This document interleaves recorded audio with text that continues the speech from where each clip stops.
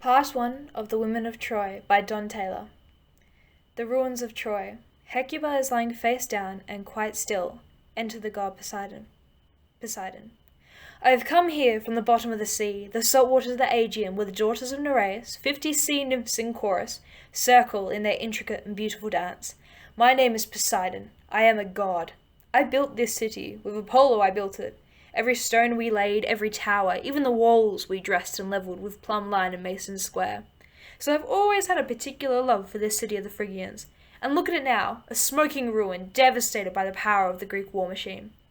A Phocian inventor by the name of Epeios, who lived in Parnassus, with skills he learned from Athene, and probably with her help, designed and built a horse, whose capacious belly was pregnant with armed commandos, and managed to get it, together with its murderous payload, inside the walls, so that no one in the future will ever forget the stratagem that goes by the name of the wooden horse, nor the ferocious strike force it concealed.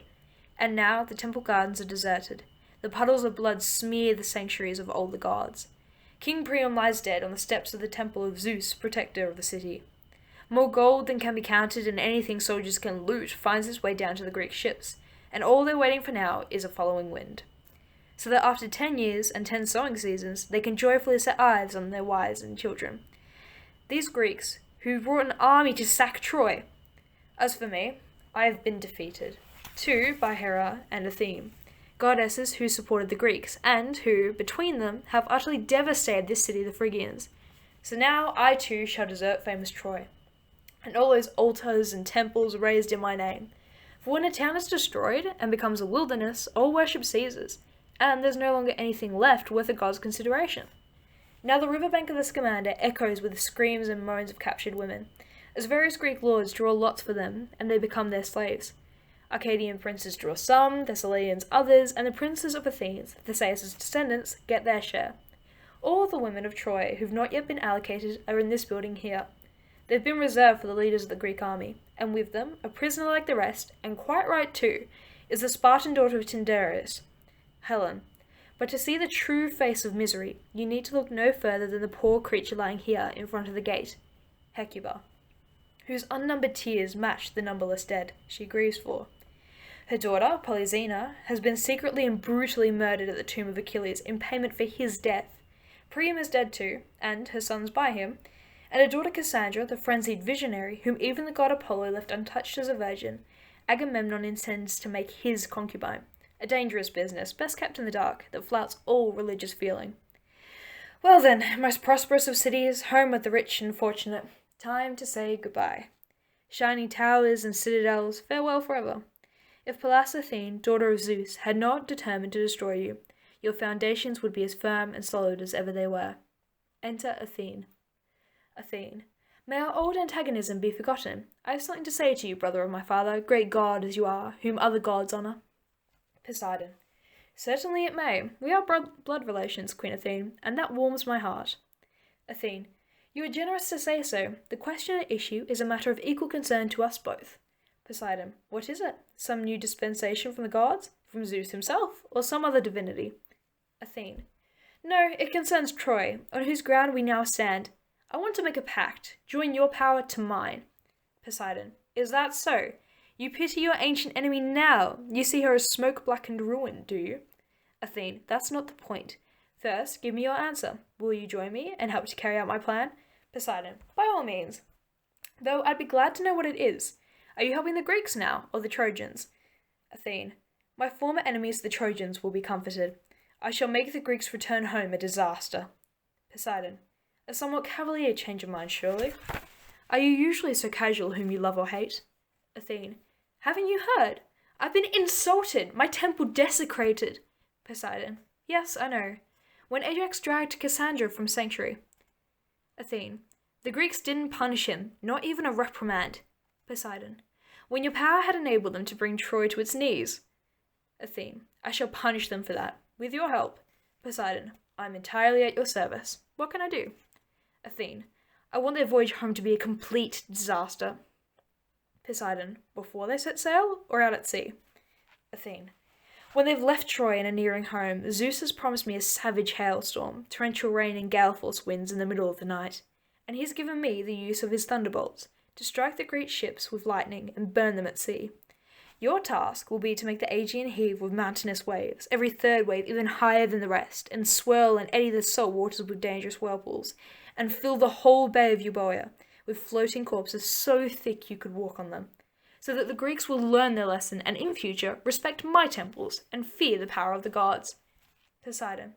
Athene, you need not waste more words. I shall do that with pleasure. The whole Aegean from the shores of Mykonos and the rocks of Delos to Skyros and Lemnos and the headlands of Gytheria and the open salt sea I shall whip up to a foam, so that the number of the drowned will be beyond counting. You get off to Olympus now. Get hold of the thunderbolts and watch your opportunity when the Greek fleet casts off for home. When a man sacks a town and destroys everything, even sacred temples and the tombs of the dead, he's asking for trouble. The same destruction, sooner or later, will fall on his own head. Exeunt Athene and Poseidon. Hecuba. Lift up your head from the dust, heave up from the earth the weight of your misery, you whom the gods have cursed. Troy has ceased to exist, and we, by birth, Troy's kings and queens, rule nothing now. The old life is gone, old gods, old hearth and home destroyed. We must endure it, flow with the stream, let the new wind fill our sail. Not breast a running tide with our fragile prow. Oh, weep, weep for my burning home, howl for my children dead, for my husband dead. The boast of my noble family empty as a sail when the winds fall. Some agonies are beyond telling, and some must be told. Let my stretched limbs shake with it then, this keening. On my rack of pain, my bed of cold stone. My temples are throbbing, my head will burst, my heart shatters the walled prison of my breast. Oh, to sway, flow, lifted by the gentle rocking of a boat to keep time with the dirge I must sing now, the song of the dead, my threnody of tears. This is the only theme for the black-clad muse of the destroyed. No dancing can express it. Dissonant music, harsh rhyme. O you ships, whose sharp prows cut the purple sea, as your oars poured in a cloud of spray from the sanctuary of the harbours of Greece, till your bows grounded in the bay of Troy, sad Troy, ominous your flute's bleak song. Your pipes death-like cry as on taut Egyptian cables you swung at your moorings at Troy, sad Troy, like hunters on the scent of Menelaus' Helen, born to dismay her brother Castor, and bring shame to the banks of Eurotas. You brought death to Priam, whose seed bred 50 sons, a headlong fall to suffering Hecuba, and a broken heart. Look at me now, throned in the dust by Agamemnon's tent flap, an old woman dragged as a slave from my home, all hope plundered from the god-cursed, ravaged grey head, and no reprieve from my punishment of everlasting sorrow. Weep, wives of the bronze-armoured Trojans, grieve for your heroes dead, daughters, harrow the clouds with your tears for husbands lost. Troy is burning. Like the mother bird at her plundered nest, my song has become a scream. No music can I borrow from the stately dance or the solemn psalming to the gods of Troy I sang among the women, nor the slow rhythm I began, Priam's sceptre in my hand when I led the dancing. Enter the chorus. Chorus. Hecuba, did you shout aloud, or was it a howl of agony? How far did it carry? Through the walls we heard a sound that made us shiver in our misery as we hid in the ruins, wretched women of Troy, facing a life of slavery. Hecuba. My women, my girls, already the Greeks deploy their ships, their hands reach for the oars. Chorus. No, no, will they really drag us away from our homes and ship us overseas to theirs? Hecuba. I know nothing, but sense that the worst will come. Chorus. I can't bear it. Soon we will hear them shout, get moving, you Trojan women. Hey, slave, kiss your home goodbye, and now move out and get on board. We're sailing for home. Hecuba. But not Cassandra, not her, dear heaven. Leave that child inside, my god-crazed daughter in a visionary ecstasy. Don't let the Greek soldiers deport her. Not a poor mad girl. How can I grieve more than I do? Is there more pain for me? O Troy, you are lost. We all leave you now. And whose misery is greater, the dead, whose day is past, or the living, who must live in slavery? Chorus. I'm so frightened. Look, I'm shaking with terror. I crept from Agamemnon's tents, dear queen, and I heard you cry out. What new horror must I suffer? Surely the Greeks don't mean to kill me here. Are they mustering at their ships, getting ready to row, in groups by the stern? Hecuba. My children, a blasted mind never sleeps. I came out here at dawn, but there's no relief. Chorus. Is there any decision? No message from the Greeks about the slave allocation? Who will be master of my grief? Hecuba. It won't be long now till you hear the worst.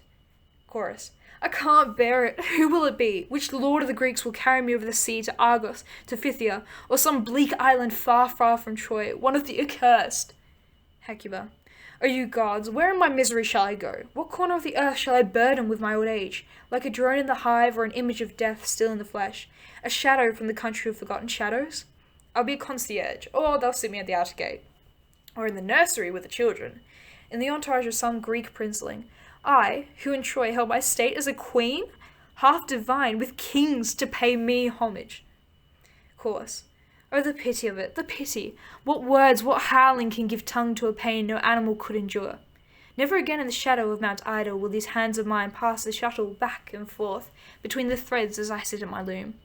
For the last time I harrow my heart with the sight of my dead sons. The last time, before greater sorrow overwhelms me and my slavery begins. Perhaps forced into the bed of some loathsome Greek, gods curse such a night, and the evil powers that bring me to it. Or maybe my slave's back will break drawing holy water from Perim. O Athenians, God favour the city of Theseus. May I come to you, not grovel by the turbulent Eurotas, at Menelaus' mercy, part of Helene's loathed household, under the Troy sacker's heel. I have heard men say that the foothills of Peneus, beneath Olympus, are famous for their wealth, and the fertility of their green fields. There of all places on earth would be my second choice, after the sacred halls of Athens. And the land of Mount Etna, which scolds its slopes with Hephaestos fire, the mountain homeland of Sicily, across the strait from Tunis, holds a pride of place for integrity, and is renowned for its brave men. And there is a secluded valley, they tell me, watered by a beautiful river named Craterus, close to the Ionian Sea, whose dark streams, like hair, as they flow become reddened into the richest gold. Its springs are sacred, and forever blessed with plenty is that valley, breeding heroes hardened for war. I'd be happy enough to live there. But look, a staff officer of the Greek army has some news for us. I can see him hurrying at a brisk march in our direction. What will he tell us? What more worth saying? The Dorian Greeks have reduced us to slavery.